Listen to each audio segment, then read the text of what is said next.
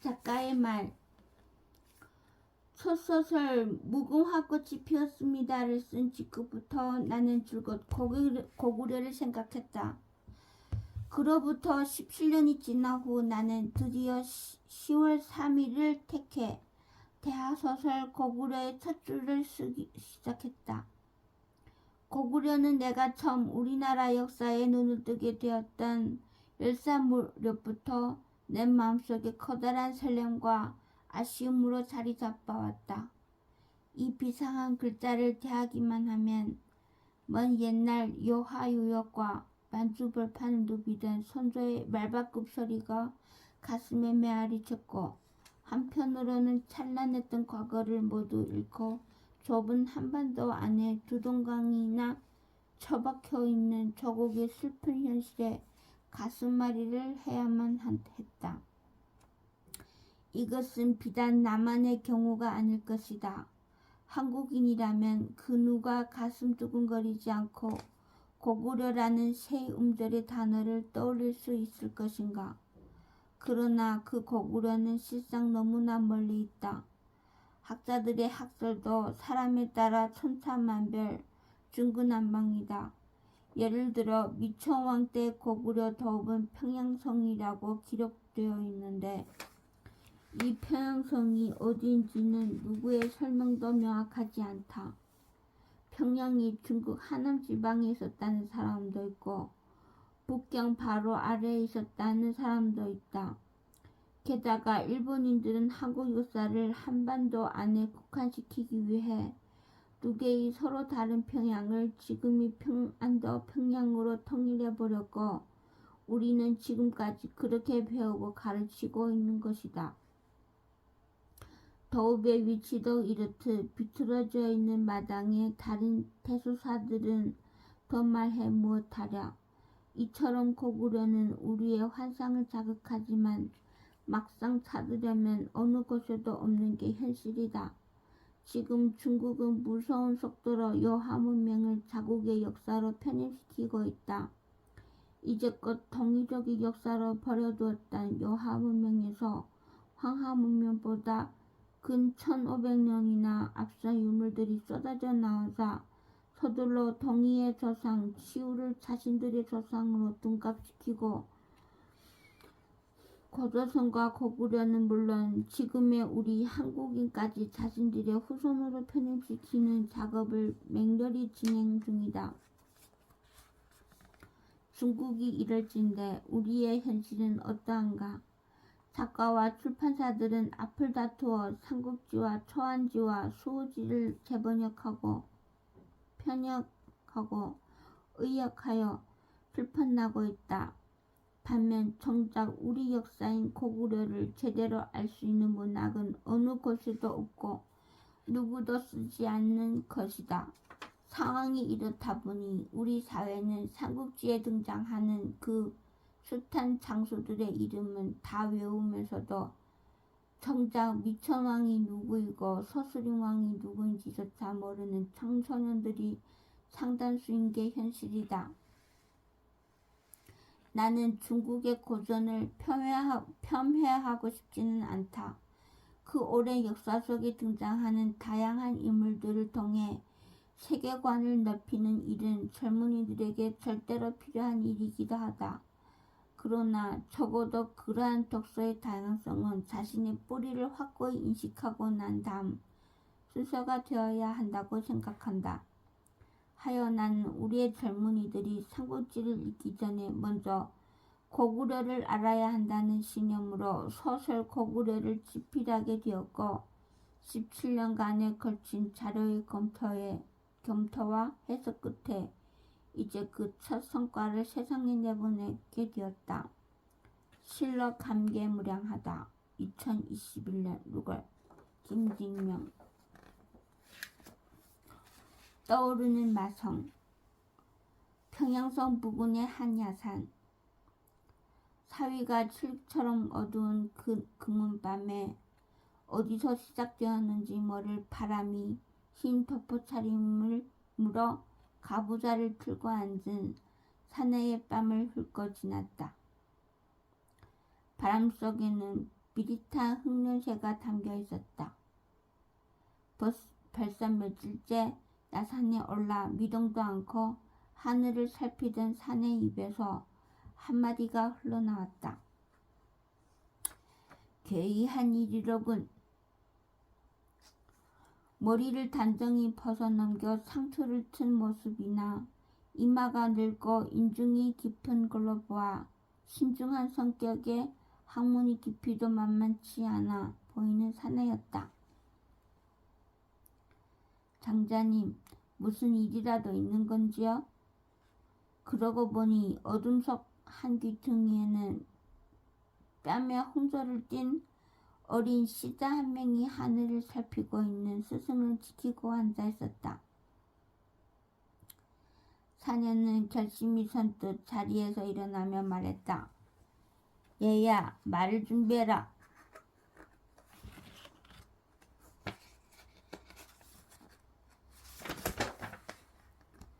네, 상자님, 지금이요? 하늘의 움직임이 심상치 않구나. 선곡으로 가야겠다. 선곡이라는 말에 시자는 고개를 흔들어 하늘을 바라보았다.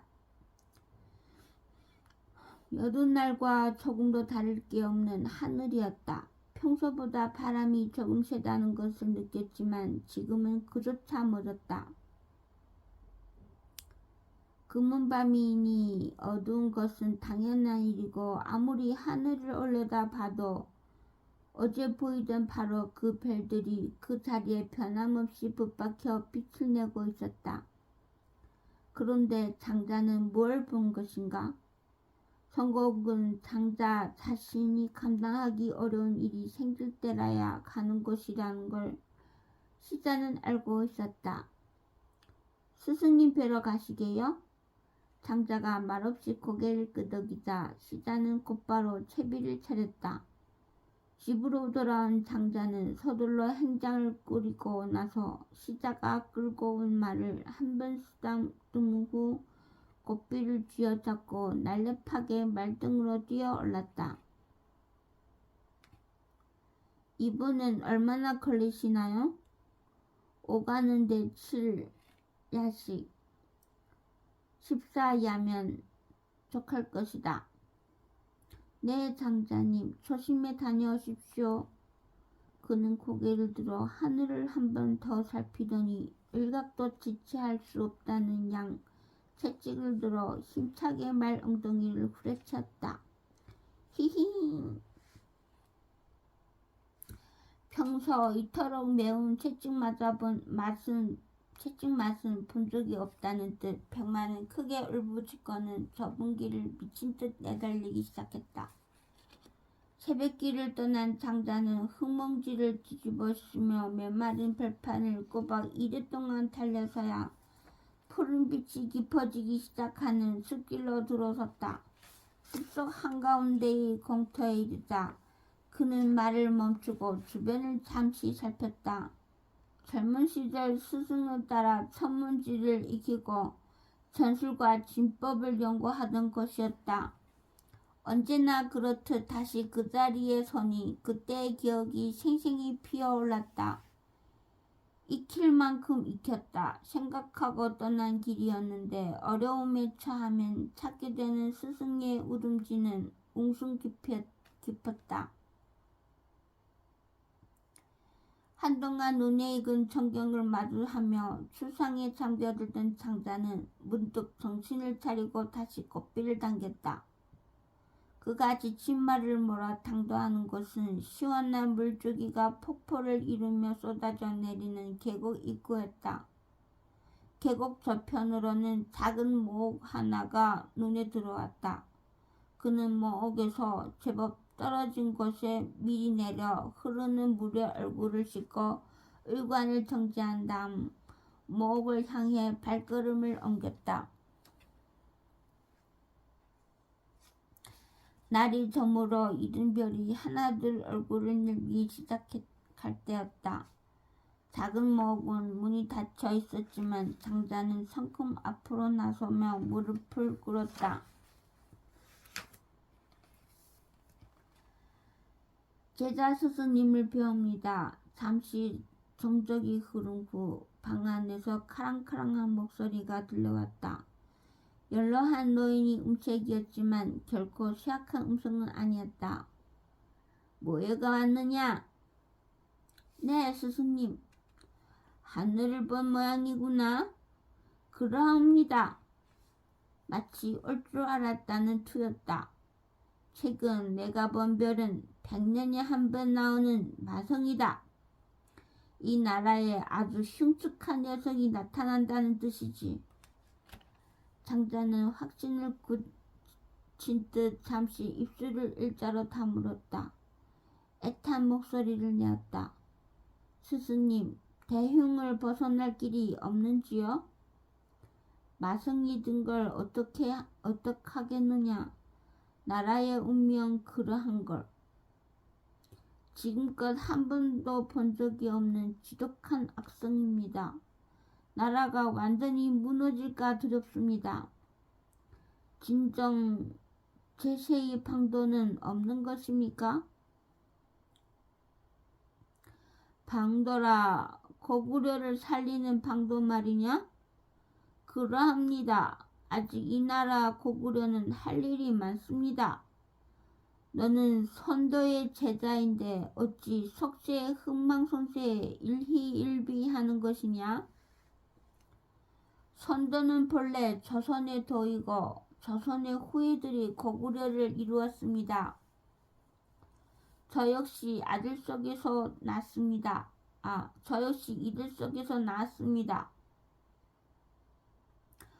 허허, 너는 아직도 10길이나 쌓인 홍진 속에 사는구나.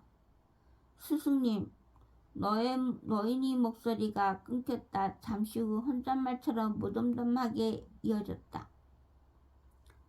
전마성이 뜨면 임금은 대가 끊기고 나라는 망하기 마련. 이제 고구려의 영웅들이 줄줄이 죽어갈 것이로다. 하늘의 뜻을 어찌 인간의 힘으로 거스르고. 스승님, 어둠을 건너 들려온 무서운 얘기에 무희는 다시 한번 애원하듯 머리를 조아렸다. 억지를 써볼 길이 있긴 하지만 이 우둔한 제자를 깨우쳐 주십시오. 지금은 누구라도 저 마성을 대적하지 못한다. 싸움이 안 되면 어찌하면 되겠느냐. 피하는 길이 있을 뿐이다. 붉은 기세가 워낙 강성해 제자의 눈에는 피할 것이 없어 보입니다. 무휴, 너의 공부는 아직 갈 길이 멀기만 하구나. 안으로 들어오너라. 무휴는 자리에서 일어나 무릎에 묻은 흙을 털고는 목의 문고리를 조심스레 잡아당겼다. 방 안에서는 도무지 나이를 짐작할 수 없는 노인이 형형한 안광을 내쏘며 제자를 맞았다. 머리카락과 수염이 성성한 백발인 것으로 보아서는 상노인인 듯 했으나 붉고 주름 하나 없는 얼굴은 마치 청년 같았다. 무휴는 다시 한번 스승에게 공손히 절하고는 그 앞에 무릎을 꿇었다. 그 별이 매일 뜨더냐? 무휴가 무릎을 당겨 모으며 대답했다. 네. 천태성은 흐려졌더냐? 네. 급격히 흐려졌습니다. 내가 본 마성이 바로 태자성이니라. 그건 아느냐? 네. 그러면 마성이 가장 먼저 덮는 별이 누구인지도 알겠구나? 천악성이 아닐는지요? 그러하다. 그런데 천악성 옆에 아직 마성에 덮이지 않은 작은 별도 보았느냐? 네. 내가 길을 찾는다면 그 별을 살려야 하느니라. 그 별이 마성을 피해 살려면 어디로 가야 하겠느냐? 제자는 보지 못합니다. 가까이 보려고만 해서 그렇다. 내가 천문을 가르칠 때 화성을 피하려면 청성을 찾아야 한다고 하지 않았느냐? 아, 무곡성. 그래, 저 멀리 무곡성 곁으로 달아나야 한다. 그게 천문의 이치야. 그런데 그 작은 별은 스스로 움직이지 못해. 그 별이 무곡성으로 가려면 바깥의 힘이 필요하다. 밀고 끌 힘 말이다. 그런데 마성에 잠식된 별들은 밀 힘이 없어. 방법은 오직 하나. 무곡성의 별이 내려가 끌어야 한다.